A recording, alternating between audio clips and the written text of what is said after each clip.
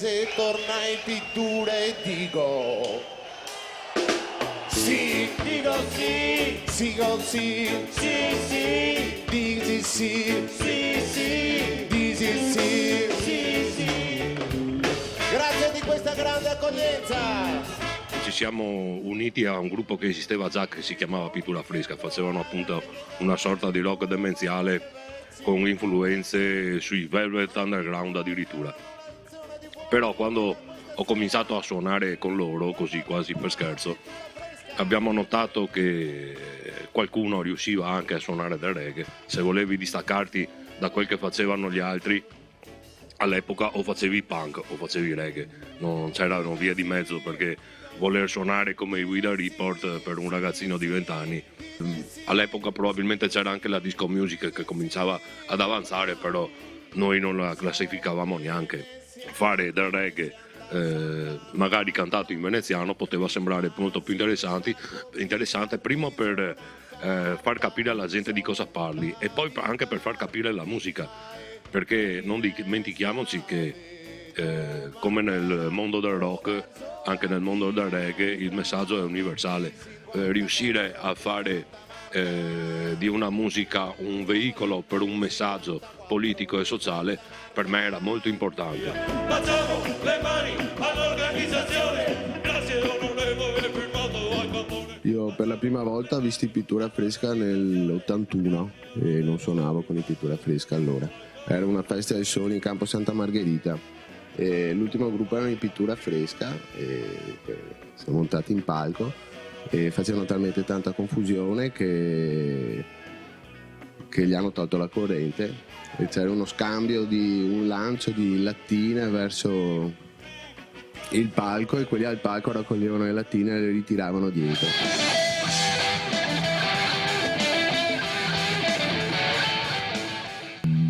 L'originalità stava anche nel fatto che si faceva una musica che ormai era passata, perché con la morte di Bob Marley poi dall'81 in poi c'è stato un flusso che è andato calando e appunto era una musica più underground.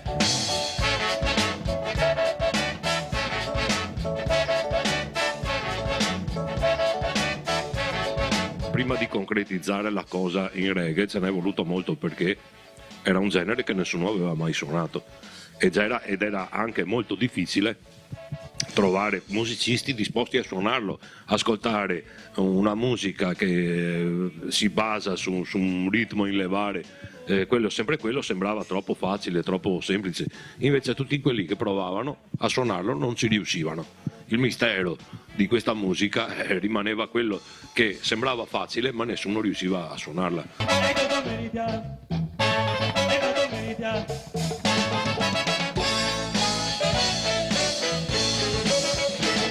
Ho cominciato a cantare quando arrivavo nelle stanze prove, voi non c'eravate ancora, presentavo i testi, dicevo ragazzi cantiamo questo e tutti quanti dicevano io non ho coraggio di cantare queste cose. Allora ho detto vabbè, se non avete coraggio di cantare queste cose le canto io. All'epoca suonavo e avevo cominciato a cantare.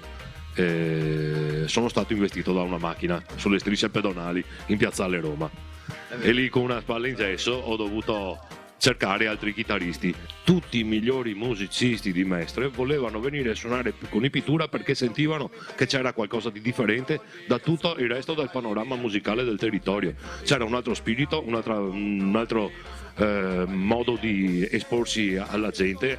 Sembrava quasi i Rolling Stone del reggae.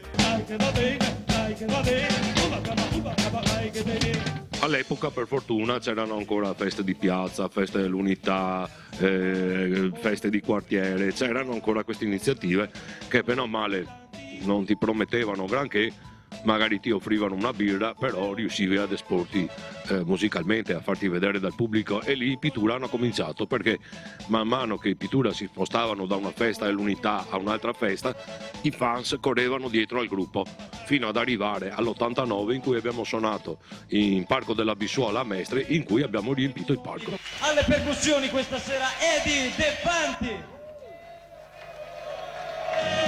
Mi che cerco la tranquillità, mi che mi schifa che aperti di civiltà. A Venezia va in giro a tutti, ma niente da farco che sia insommi. Mi sono reso conto che il reggae sembra, come diceva lui, sembra facile, ma in realtà è un po' come una droga. Cominci col reggae e non puoi più farne a meno. Io tuttora adesso il reggae è diventato principalmente la musica nella mia vita. Compro dischi rock, compro dischi di tutti i generi, li ascolto una volta, poi torno a ascoltare quelli reggae e dico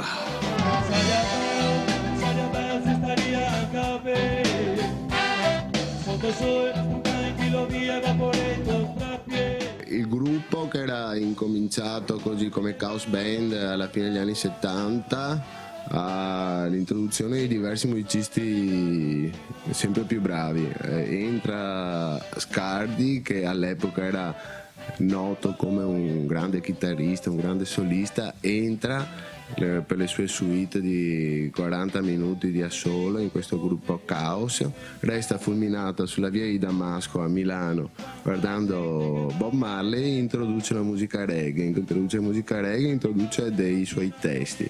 Nel frattempo entrano i Puff Bong, primo gruppo veneziano e italiano direi.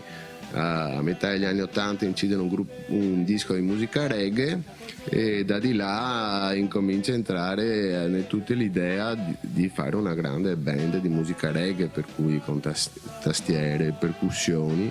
A questo punto mancano i fiati e arrivano David Boato e Pietro Tonnolo, che sono dei jazzisti che naturalmente da buoni jazzisti si introducono un po' in tutti i generi musicali, per cui vogliono provare l'esperienza della musica reggae, questa musica così ipnotica che con le varie, col battito cardiaco dà queste sensazioni. E entrano loro e incominciano a fare i primi riff di fiati e alcuni sono ancora adesso famosi, tipo Bea Fia o altri brani contenuti nel primo album dei Pittura sono ancora gli stessi. Dentro di me un tamburo che batte, che perde di sé, di me piaci davvero. Adesso di, se ti piace un po' con me. Il problema che ha sempre avuto Venezia è stato che non ha mai voluto investire sulle novità dell'ultimo secolo. Ha voluto rimanere nei cliché della Venezia con la musica del Medioevo, gli spettacoli teatrali del Medioevo e campane che suonano da mattina e sera, però se sei su un gradino con la chitarra disturbi la gente. Venezia non si è mai interessata a questo, ha avuto fior di artisti, non ha mai preso la palla al balzo, non ha mai investito per fare un posto dove fare musica.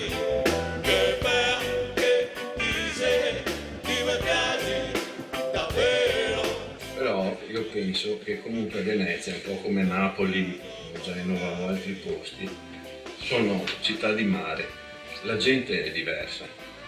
Cioè io sono cresciuto a Mestre, io non sono di Venezia, sono di Mestre, però mi ricordo che su 30 amici che avevo, 20 suonavano tutti, cioè c'era un movimento artistico fortissimo.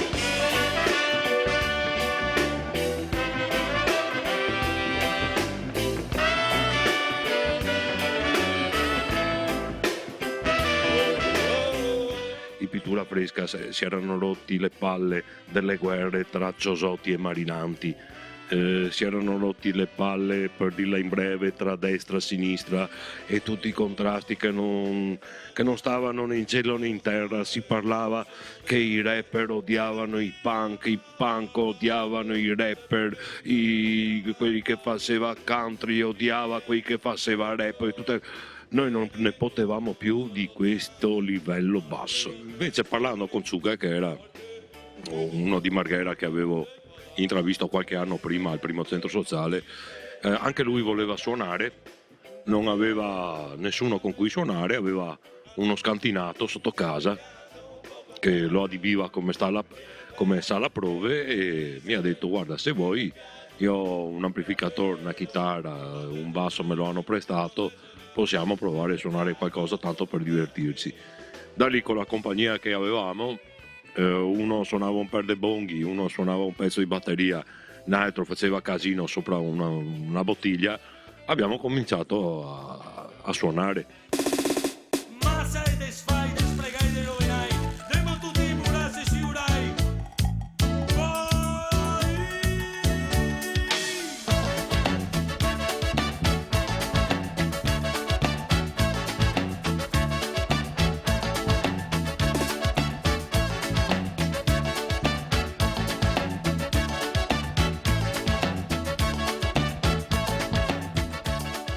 Quando finalmente avevamo potuto uscire con il primo disco era come se il nostro pubblico lo aspettasse. Addirittura prima del primo disco c'è stato un esperimento con una cassetta autoprodotta, cioè i proventi di un concerto che avevamo fatto a Mestre abbiamo deciso di reinvestirli in una giornata di studio. In un giorno abbiamo fatto questa cassetta con il repertorio che avevamo allora e allora ha venduto, mi sembra, 5.000 copie, che sarebbero tante adesso rispetto a quello che adesso si vende. Alla casa io si sassi, fatti come rovinassi, che nessuno ne vuol più. Per cui da lì poi finalmente abbiamo avuto la possibilità di scegliere tra 2 o 3 situazioni e fortunatamente abbiamo scelto quella giusta, con la produzione allora di Elio, che aveva appena fatto il primo disco ed era andato molto bene, per cui ci siamo trasferiti tutti a Milano e lì il produttore ci ha detto, Claudio Dentes ci ha detto, fate esattamente quello che fate dal vivo. Guarda quanta gente de qua cadea, speriamo di andare allo e potersi consolare. Se versi a porta e ti entri, ti vieni a sentarti vicino di me. Siamo al vapor, detto Matteo, parliamo se di questo, parliamo se di quello, temo se non sarà. La prima uscita ufficiale dopo l'uscita del disco alla fiera della moto, del motociclo di Milano, e un po' alla volta mi sta venendo e lì pieni di entusiasmo per questa uscita del disco, finalmente eravamo tra quelli veri, con la produzione milanese. Siamo usciti a metà del primo pezzo, hanno cominciato a fischiarci, c'era lo stand di Rete 105 dove suonavamo, era strapieno, tutti hanno cominciato a fischiarci da far male le orecchie, per cui la nostra prima uscita ufficiale è stata scioccante. Siamo tornati a casa con la coda tra le gambe, convinti che vabbè, avevamo fatto questo primo disco, era stata una bella esperienza, ma finivamo lì, era novembre, avremmo finito l'anno così in bruttezza. E invece prima di Natale ci hanno chiamato quelli della casa discografica dicendo che avevano già finito tutte le copie stampate allora e non riuscivano a star dietro a quelle che erano richieste.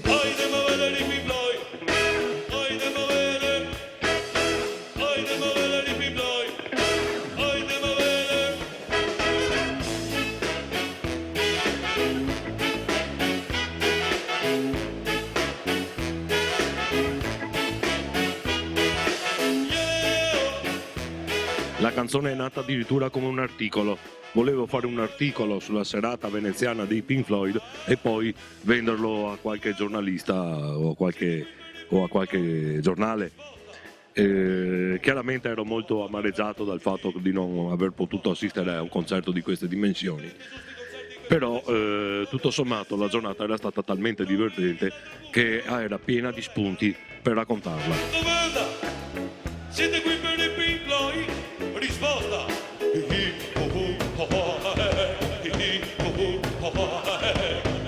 Ho pensato di musicarla quando mi sono reso conto che leggendola con un sottofondo musicale la cosa risultava molto comica e molto divertente. Levati col cocone dai grande debole, tu ti sei compasso, semi strasinato, tu ti sei semi buone, semi chic, semi hip, semi freak, che gridano.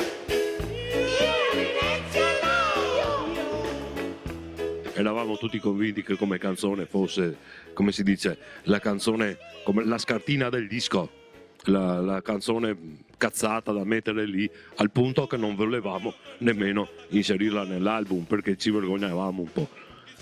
Invece probabilmente è stato proprio Elio insistendo che ci ha detto no guardate ragazzi, che questa canzone Per voi è una cazzata, ma secondo me ha un buon seguito perché è divertente. La cosa ha funzionato perfettamente al punto che ancora oggi Pink Floyd è considerata la canzone manifesto di pittura.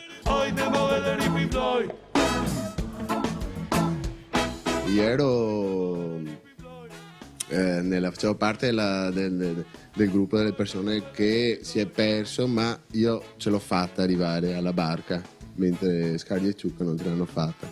Io ho visto il concerto di Pink Floyd.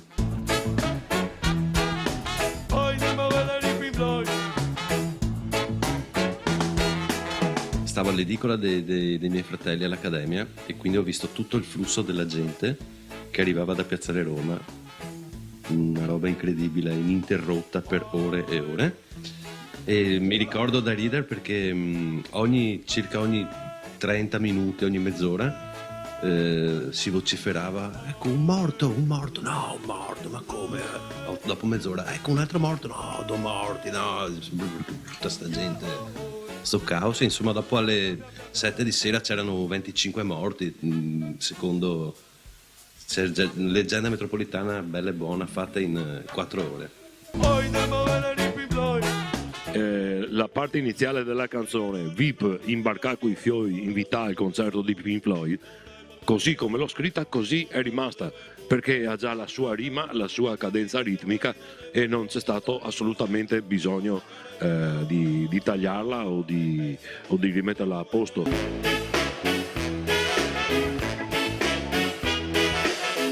È arrivato, ha detto a Ciucca: fai questo giro di basso, pom pom pom. No, gli ha detto pom pom pom pom pom pom pom pom pom pom pom. E da là è partito. Ha detto: Graziano, fai così. È partito con questo ritmo reggae e siamo andati avanti. Il primo disco racchiude più anni della nostra storia, per cui più situazioni, più storie. Non so, Boss rappresenta la situazione politica di allora, che purtroppo è molto simile a quella di adesso, anzi probabilmente è peggiorata anche.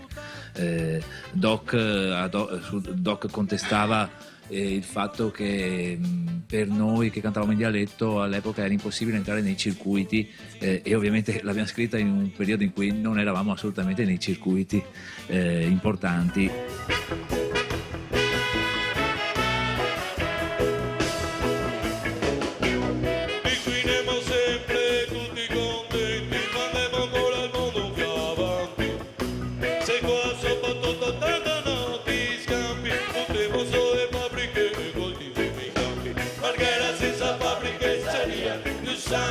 Le prime sono state appunto Marghera e Saria Beo, scritta nell'83, perciò se il disco è del 91 c'è voluto del tempo prima di riuscire a metterle tutte insieme. La brutta banda resterà per sempre attuale perché non si schiera né da una parte né da un'altra, si schiera contro il potere, e il potere che lo gestisci in una maniera o lo gestisci in un'altra, se lo gestisci male ne paghi le conseguenze.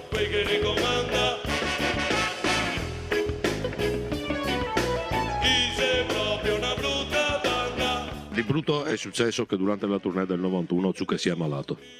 Ha avuto un mezzo ictus e da lì ha compromesso un po' le capacità nel suonare il basso e di memorizzare un po' i brani. E lì ci siamo accorti che si faceva fatica a correre. Si è pensato appunto di cambiare musicisti per velocizzare la cosa, anche perché quello che noi imparavamo in un mese, un musicista professionista lo imparava in un giorno. Di conseguenza abbiamo cercato di riformare la formazione, proponendo un genere forse un po' più difficile del primo, però tecnicamente sicuramente superiore. Grazie onorevole Seanca Massa, qui Sky di business con fatto Mambassa. Grazie onorevole se pezzi triplicai, i nostri sei coperti dentro vai mangia poi. Grazie onorevole Seanca Massa, qui Sky di business con fatto Mambassa. Dopo il tour di Una brutta banda che è durato fino a ottobre del 92, siamo partiti subito a lavorare sulla musicazione del Campiello del Goldoni, che abbiamo fatto con una compagnia qua di Venezia e Mestre. È stato un lavoro molto interessante.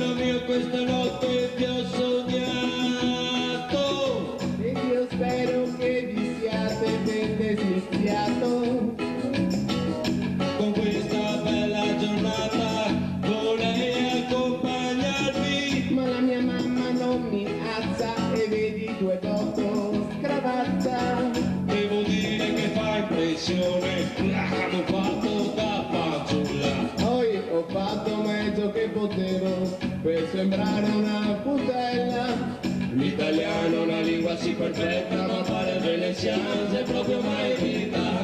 L'italiano è una lingua seria, ma come esprimo passo miseria. L'italiano è una lingua sì perfetta, ma pare veneziano se proprio mai vita. L'italiano è una lingua seria, ma come esprimo passo miseria.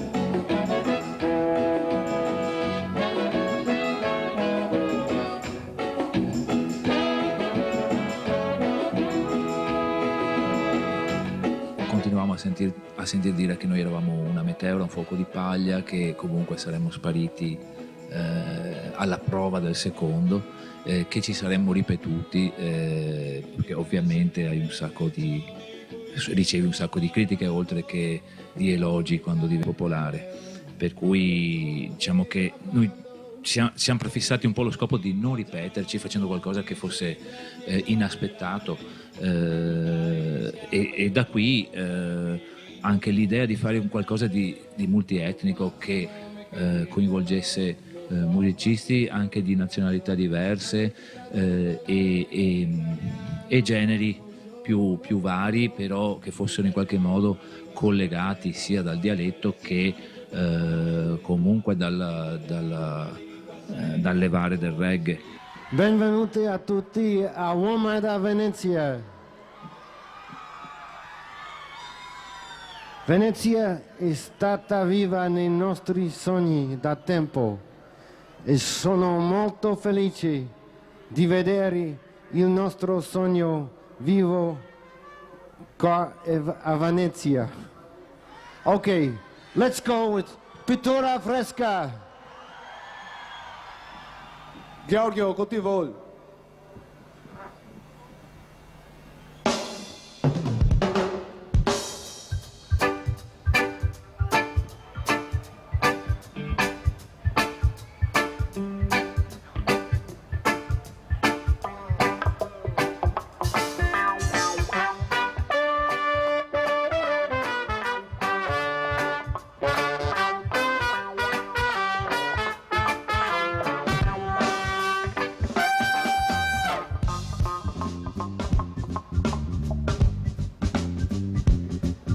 Eccoci qua, WOMAD Festival, 83esima edizione.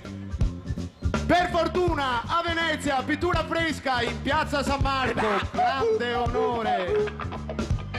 Vi saluto e vi salutiamo tutti quanti, approfitto per salutare chi sta suonando in questo momento al Teatro Goldoni: Francesco Duse, Cristiano Belardo, Marco Bonchiroli, Flavio Zanon, e alla batteria Giorgio Zanier.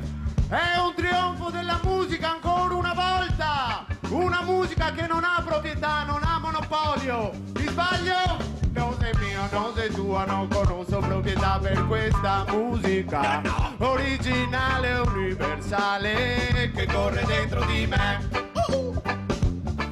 Il primo disco è stato fatto in 7 anni perché noi suonavamo dal vivo, perché uno va a lavorare o va a scuola o fa quello che deve fare, poi suona e nasce il primo disco. Il secondo nasce invece dal momento in cui tu dici: boh, io adesso mi alzo alla mattina e penso al disco, perché ormai diventa, come diceva lui, il tuo lavoro. Per cui secondo me da un lato è molto più pensato il secondo o il terzo o il quarto che sia, mentre il primo è più digerito, cioè lavorato negli anni, ma sono più canzoni che non sono approfondite dalla mattina alla sera. Un piccolo aneddoto: siccome tutti mi chiedono se la telefonata che c'è all'inizio di Piccinin è vera o finta, mi chiedono, e io adesso finalmente posso dirlo a tutti che è l'originale.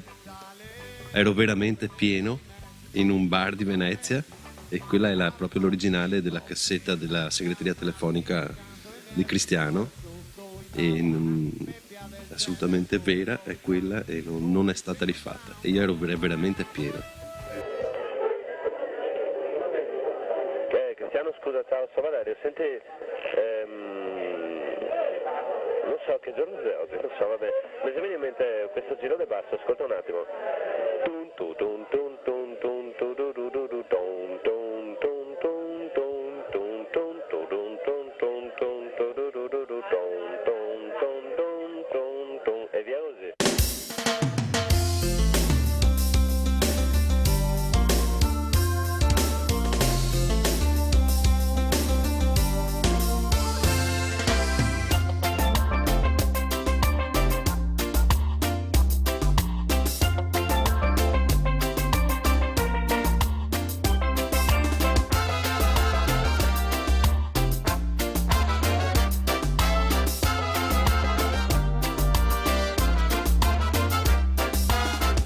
Quando ti accorgi che sei nato in una città di 200.000 persone, sei cresciuto ai 40-50 anni e le persone da 200.000 restano 60.000, tiri un po' le somme e dici che cosa è successo.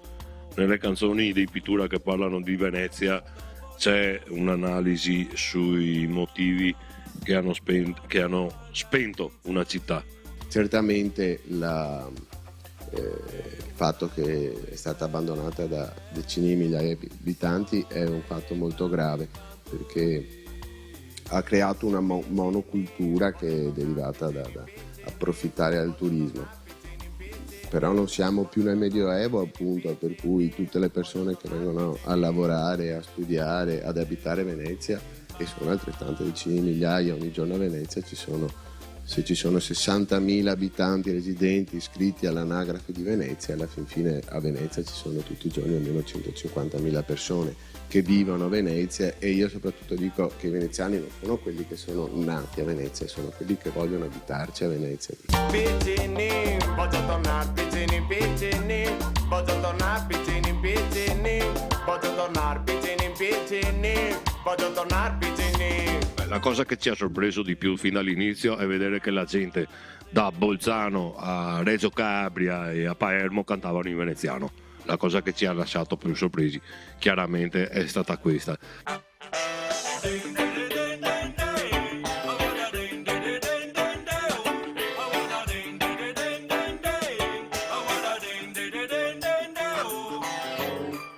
Yeah nasce intanto subito dopo Duri i banchi. Ci accorgiamo che il disco non ha venduto come il precedente e cerchiamo di tornare nella strada maestra, quella del reggae puro. Perciò cominciamo ad affidarci a dei suoni più dettagliati per quanto riguarda il reggae. Abbiamo addirittura invitato come fonico e come tecnico del suono un personaggio che lavora a Londra, che risponde al nome di Peter Mesh Morgan, all'epoca fonico degli Aswad, che arriva a Milano, entra in studio e comincia a sconvolgere tutti con il suo modo tecnico di produrre i dischi. A volte era anche un po' una scheggia impazzita, questo si faceva prendere dalla musica e saltava sul banco mettendo volumi assurdi che veramente ci rintronavano, oppure faceva orari di lavoro che erano totalmente opposti a quelli che erano i nostri, a cui eravamo abituati. Noi stavamo a aspettarlo alla mattina e lui arrivava alle 7 di sera, magari bello carico, quando noi eravamo già stufi di aspettarlo, e lui invece cominciava a lavorare carichissimo fino alle 5-6 di mattina. Poi Yeah in Dub è un'evoluzione, diciamo che è molto più rappresentativo di Mesh piuttosto che nostro. Abbiamo affidato a lui, abbiamo dato a lui la possibilità di esprimersi totalmente. Tra l'altro noi eravamo anche in tour, per cui c'era impossibile seguirlo da vicino. Lui faceva amicizia con tutti quelli che aveva attorno lì allo studio, è andato alla pizzeria, ha portato in studio il pizzaiolo egiziano e la cameriera etiope e li ha fatti partecipare al disco, dicendo delle cose che sono sì. E probabilmente se fossimo stati in studio gliel'avremmo impedito, ma è andato bene anche così, perché ne è uscita una cosa particolare.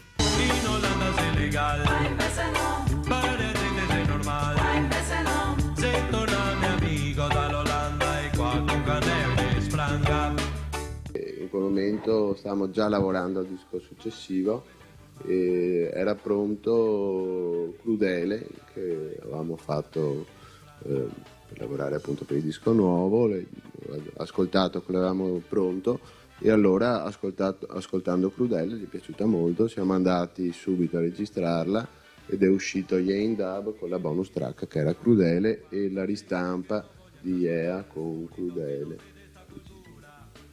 ABCDE, sì. Un paio di altri brani, tra cui Crudele ha avuto il suo successo, che è stato in radio per 2 o 3 mesi consecutivi e ci ha permesso di andare a fare un passaggio al Festival Bar, perché Fatalità era una canzone che non conteneva tutte quelle parole che prima ci venivano censurate, che ci allontanavano dalla radio.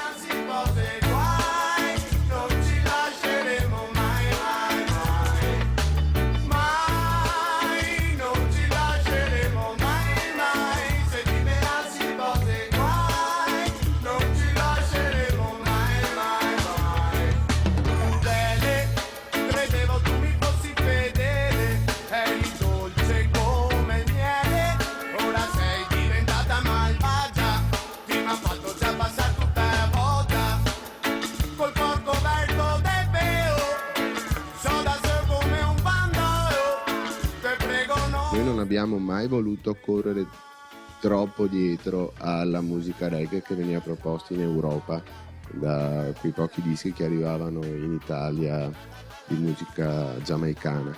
Abbiamo percorso la nostra strada rispettando quelli che erano alcuni canoni fondamentali, cioè il tipo di formazione di musicisti e di strumenti suonati, e proporre della musica propria, portare certi argomenti sociali e politici all'interno dei testi e assumere la musica reggae. Poi è chiaro che qualcosa si ascoltava e ci guardavamo i nostri video di Sunsplash, perché dal vivo naturalmente una band, un tipo di musica rende di più e ci serviva un po' per caricarci e un po' per rubare con l'orecchio e con gli occhi quello che succedeva. Per fortuna i Pittura hanno avuto, sì, come gruppo reggae, una loro connotazione, una loro strada e una loro personalità. Purtroppo quello che mi dà fastidio ancora oggi è vedere che ci sono molti ragazzini che fanno l'imitazione degli americani o dei giamaicani.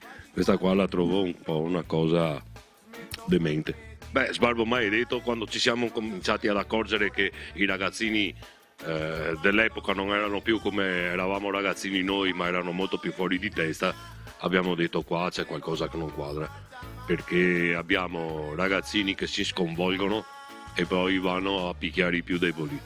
Abbiamo ragazzini che vogliono divertirsi però pensano che andare in guerra sia un divertimento. Abbiamo i ragazzini che dicono tanto di essere affezionati alle loro famiglie che poi magari massacrano i genitori per fregargli l'eredità e tutte cose di questo genere. Ci siamo resi conto che un po' che la generazione giovane degli anni 90 era un po' fuori di testa. Io cresciuto con filosofia e cultura del Woodstock, dell'Iso e del White, vedere ragazzini che ti giudicano da quello che ti metti addosso, da come ti vesti, dalla marca del vestito, dalla tinta dei calzetti, cazzate che non stanno né in cielo né in terra, e invece questi ragazzini continuavano a voler affermare questa cultura, affermare che un uomo importante dipende da quanti soldi ha in tasca, da che macchina ha, se ha la villa, cioè, tutti i concetti che noi in 20 anni, 30 anni avevamo quasi seppellito. Pittura fresca, live per voi, per tutti quelli che oggi compiono gli anni e ricorderanno questa come una data storica. Pittura fresca, live per noi e per il reggae, la più bella musica del mondo.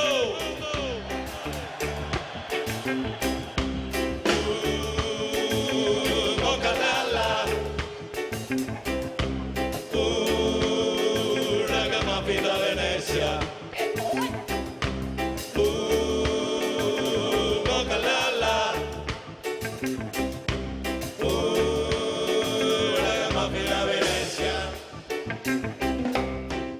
un certo punto arriva Claudio Dentes, reduce l'esperienza con Elio nel 96 a Sanremo, e ci propone che tutta la promozione del prossimo album sarà incentrata sulla nostra partecipazione a Sanremo. Allora ci concentriamo su un brano che possa essere divertente e allo stesso tempo parlare di temi sociali importanti, e nasce Papa Nero, così suggerita per sbaglio da Claudio Dentes stesso, che diceva si potrebbe parlare di questo adesso, per esempio c'è, non lo so, adesso Wojtyla muore e allora faranno un Papa Nero, e l'ha buttata là. Poi è arrivato Scardi con questo testo ed è nato il brano, perché è cresciuto e è andato a Sanremo. Sarà vero, dopo Miss Italia avere un Papa Nero, non è par vero, un Papa Nero che ascolta le mie canzoni in veneziano perché sei nero africano. Sarà vero, dopo Miss Italia avere un Papa Nero, non è par vero, un Papa Nero che canta le mie canzoni in veneziano perché sei nero africano. Tu pensi immediatamente, se vado a Sanremo e mi va bene, sicuramente farò il musicista per tutta la vita. Se mi va male tornerò a fare quello che facevo prima. Con quest'anno sono 26 anni che faccio il bidello. Ma la cosa più importante di Sanremo è che ti dà la possibilità di far conoscere la tua musica nel giro di 5 minuti a tutta Italia, mentre con solamente concerti, manifesti o articoli di giornali ti ci vorrebbero almeno 10 anni. E sicuramente la soddisfazione più grossa è stata quando dopo 20 giorni la finale di Sanremo si sono accorti tutti quanti che dalle ultime posizioni che eravamo in classifica nelle vendite di dischi eravamo addirittura quarti.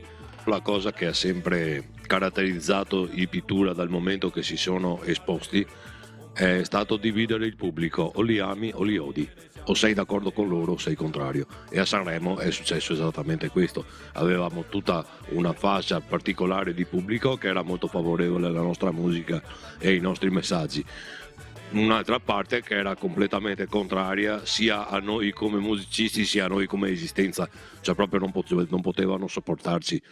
Ciao, stasera siamo qui.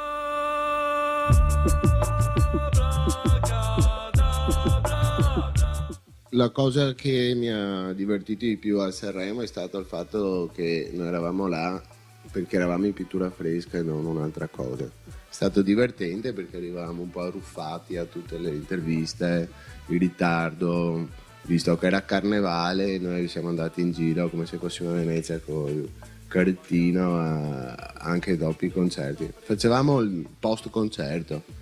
Io mi ricordo che andavo, ormai avevo capito com'era il tram tram, arrivavo al momento dell'esibizione, per il resto stavo fuori dalla parte posteriore dell'Ariston, che sotto là c'è una focacceria, e mi guardavo Sanremo della televisione con la padrona. Dicevo, adesso tocca a te, presto, sei 11 mesi, aspetta. E mangiavo un altro pezzo di farinata e dopo andavo su, mi cambiavo e andavo a suonare.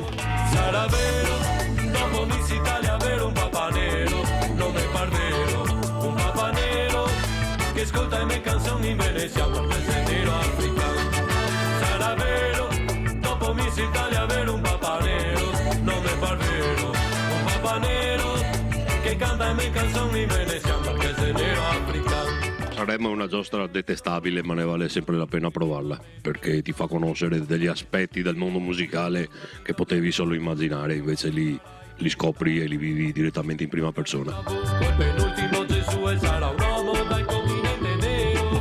Sarà vero, dopo Miss Italia avere un Papa Nero. Dal nostro punto di vista siamo andati con una serenità proprio perché comunque, per quanto potesse andare male, non hai niente da perdere, hai solo una bella passerella, mentre abitualmente quello che abbiamo notato è che vige un clima un po' di terrore, tutti gli artisti sono preoccupati in qualche modo di apparire, sono preoccupati da, non so, la troupe di Striscia che li metta in una situazione ridicola, o sono preoccupati del modo di vestire.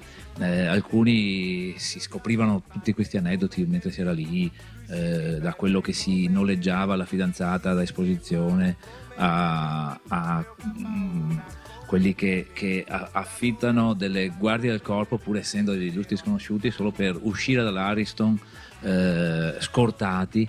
Noi uscivamo dalla porta dal retro e nessuno ci diceva niente, probabilmente perché pensavano che fossimo dell'orchestra.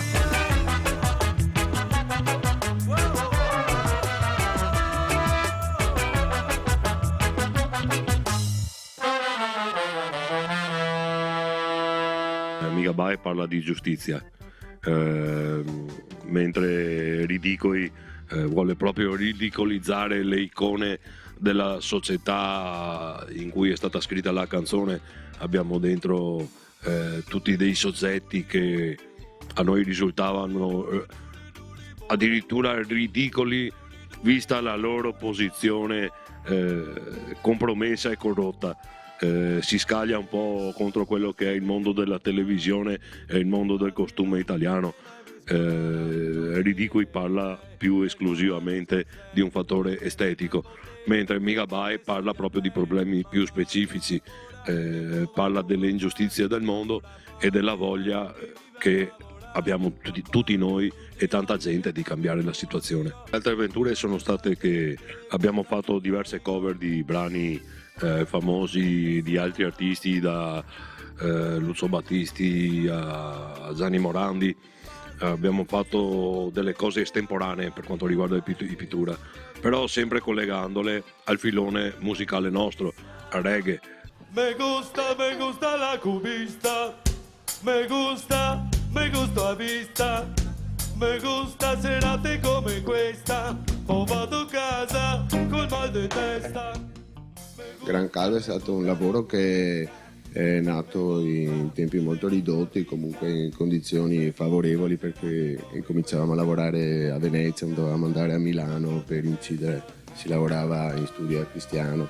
È stato comunque un bel lavoro con una costante tra tutti i brani, che è quella che dimostra lo stile pittura in assoluto, perché questa capacità e questa possibilità di lavorare insieme a stretto contatto in tempi più ristretti e anche più a nostro agio ha consentito di mettere ognuno di noi molto in tutti questi brani.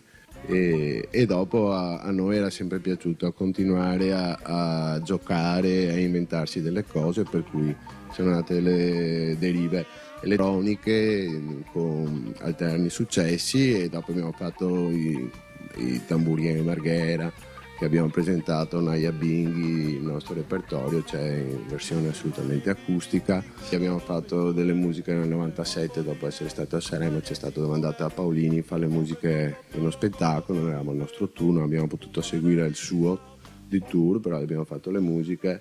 È stato divertente anche riuscire a scoprire che a un certo punto era diventato proprio uno stile amato, accettato in Italia e che si cercava di inseguire, e ci chiamavano a fare queste cose. Brincar, essere biglietti, entriamo pieni, andiamo foranetti, qui dentro girano ragazze niente male, con tanta pepe, con poco sale, le più simpaticone sono tutte. Nel 2002, dopo aver lavorato sulla scia di Sanremo per diversi anni, avendo prodotto 2 dischi live, che Olive 1 e Olive 2, che davano uno specchio totale di quello che era la produzione eseguita dal vivo. Si è incominciata per dover fare qualcosa di nuovo, naturalmente, anche perché il contratto discografico era finito e a questo punto la questione era diventata presentare un prodotto nostro, qualcuno che lo vendesse e lo distribuisse, per cui i parametri erano rivoltati, dovevamo più noi essere prodotti, ma noi produttori noi stessi. Probabilmente in quel momento non ci siamo sentiti così sicuri di affrontare questa cosa e ci siamo un po' dispersi in rivoli, e soprattutto non riuscivamo più a concentrarci e a portare gli stessi temi in un mondo che in 12 anni, 15 anni era cambiato e non avevamo più gli stessi obiettivi da raggiungere. Volevamo fare una lista dedicata a Disneyland, visto che Venezia ormai sta diventando Disneyland, o Chernobyl, più Chernobyl o Disneyland, ma chi lo sa. In ogni modo pensavamo di proporre come nostro candidato principe al ruolo del sindaco di Venezia il qui presente Sir Oliver Scardi. Volete Scardi sindaco? Scardi sindaco, Scardi.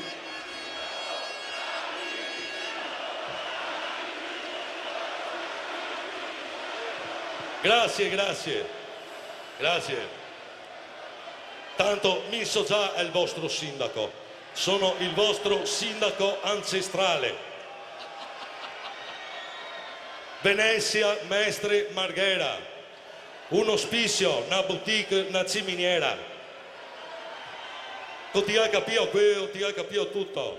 Pur non essendo un esperto di musica giovanile, di musica popolare, eccetera, ritengo che rappresentino, per quanto ne ho ascoltato, una Venezia, come dire, metropolitana, ecco, una Venezia dove nascono queste esperienze di gruppo, soprattutto di gruppi musicali, con una musica, con un linguaggio musicale che è quello appunto delle grandi metropoli europee, delle grandi metropoli occidentali, americane, quindi un'immagine di Venezia non ponte dei sospiri, anzi l'opposto dell'immagine cartolinesca oleografica della città, quindi un'immagine positiva, quindi un'immagine giovane, quindi un'immagine appunto metropolitana. Da oggi in poi non si resta più da soli, da oggi in poi ragioniamo da fratelli, da oggi in poi non esiste l'oppressione e tutto il mondo diventa una nazione. Azione libera, liberazione, paio del momento, azione e movimento, azione libera, liberazione. A un certo punto, quando le cose non ti piacciono più, è meglio lasciar perdere. Però è giusto finire così e non finire a fare i revival di pittura che si vestono da pittura come nel 90. È giusto finire così, preferisco essere un ex pittura che un vecchio pittura. No, mi sono trovato vecchio de colpo. Ho una figlia di 3 anni quasi. No, veramente non mi sono accorto di niente, non avevo mai detto sta roba. A un certo punto mi sono trovato davanti all'avvocato con queste 5 parti che si bestemmiavano addosso e ho detto: ragazzi, cosa succede? E succedeva che si era rotto un incantesimo. Purtroppo me la sono messa via. Torniamo insieme poi, torniamo insieme. Dimmi cosa mai sarà, vedo sempre gente che domanda carità. Dimmi cosa mai sarà, vedo sempre gente che domanda carità. È stata una buona occasione il 2008 per conclamare il Pittura Fresca gruppo storico di Venezia. C'è stata purtroppo la dipartita di Ciuca, che dopo una malattia ci ha lasciato, e per celebrare lui e tutti gli anni che i Pittura hanno trascorso assieme proponendo questa musica, abbiamo accettato di fare un concerto a Carnevale. Il Carnevale ha avuto la serata di punta proprio grazie al nostro concerto e i fans sono stati contentissimi perché hanno avuto la possibilità ancora di vedere un gruppo che in fin dei conti aveva a cuore ma che non ha potuto continuare per i più svariati motivi. Io credo che se non siamo stati i primi in assoluto, siamo stati tra i primi a cantare la verità della nostra vita alla gente. Mi ricordo gente che ha comprato il biglietto apposta last minute da Londra e da Barcellona per venire a vedere un concerto di pittura a Venezia il martedì grassi, il carnevale, vennero sapute all'ultimo momento così. E altre, e le persone intorno a noi che erano tutte agitatissime perché che bello, di nuovo pittura, ascoltiamo di pittura. Credo che i concerti ne abbiamo fatti qualche migliaio nella nostra carriera, non so quanti, ma molti. E per la prima volta quel giorno lì, quando io personalmente sono salito sul palco e ho visto la piazza piena, in realtà era una delle pochissime volte che abbiamo suonato a Venezia, perché suonare a Venezia non è semplice, e poter suonare in piazza San Marco è veramente un onore che pochi artisti nella storia della musica hanno avuto. E in quel momento lì, quando sono salito e ho visto questa piazza piena, io mi sono commosso e mi è proprio scesa una lacrima.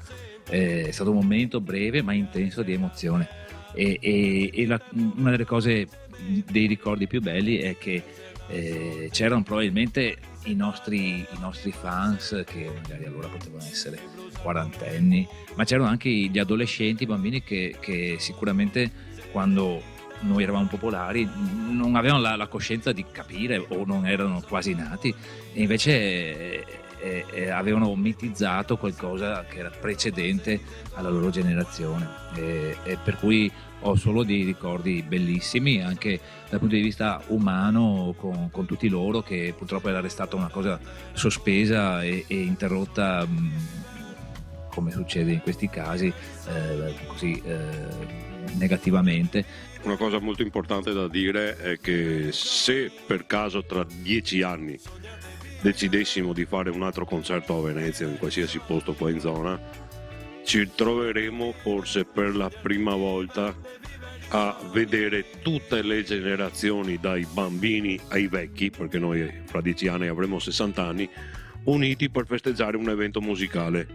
E questa è una cosa molto difficile da realizzare, perché io non ricordo in nessun evento di aver mai visto giovani, maturi e anziani tutti assieme per festeggiare qualcosa.